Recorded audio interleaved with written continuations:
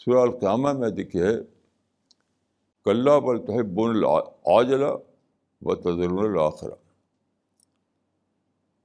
یعنی you love immediate gain and you ignore the hereafter. یعنی فوری طور پر جو ملنے والا ہے اس کو تم نے اپنا محبوب بنا رکھا ہے، اور آخرت میں جو ملنے والا ہے اس کو تم بھولے ہوئے ہو. یعنی اگر اس کو میں تفسیر کروں تو یہ کہوں گا کہ تم نے دنیا میں جنت بنانے کو اپنا گول بنا رکھا ہے جو کہ ملنے والی نہیں، اور جہاں ملنے والی جنت اس کو بھولے ہوئے ہو.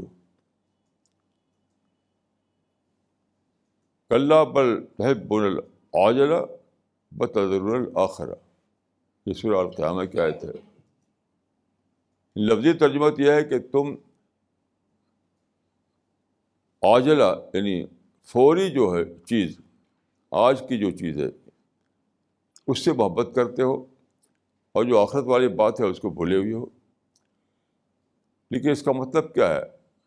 اس کا مطلب کہ آج کی دنیا میں جنت پانے کے لیے بہت دوڑ دھوپ کر رہے ہو تم، حالانکہ یہاں جنت ملنے والی نہیں، اور کل کی دنیا میں جہاں جنت ملنے والی ہے اس کے لیے تم کچھ بھی نہیں کر رہے ہو.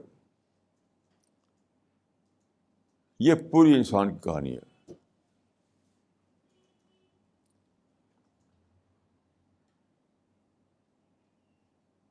تو یہ اس تضاد کو جاننا کہ اگرچہ میں پیدائشی طور پر طالب جنت ہوں، آئیڈیلسٹ ہوں، پرفیکشنسٹ ہوں، لیکن اس دنیا میں مجھے ملنے والا نہیں ہے، وہ تو آخرت میں ملے گا. اسی لیے دیکھیے یہاں پر آپ دیکھیے پوری تاریخ میں ایک منظر کا نظر آتا ہے. جتنے بھی سیکولر ریفارمر تھے، سیکولر تھنکر تھے، انہوں نے کیا اپنا گول بنایا اپنے اس ذہن کے تحت، آئیڈیل حکومت، آئیڈیل سوسائٹی، آئیڈیل سسٹم، اس کو بنایا گول انہوں نے. یعنی ارسطو افلاطون سے لے کر مہاتما گاندھی تک ہر ایک کا گول یہی تھا. پوری تاریخ میں لوگوں کا گول تھا، جتنے ریفارمر ہوئے ہیں، جتنے مفکر ہوئے ہیں.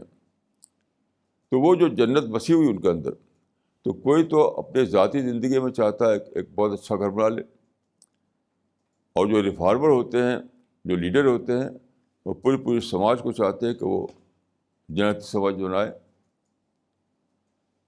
تو سارے دنیا پوری تاریخ میں لوگوں نے کیا کیا کہ وہ آئیڈیل حکومت، آئیڈیل سوسائٹی، آئیڈیل نظام کو اپنا گول بنایا، لیکن کوئی بھی بنا نہیں سکا.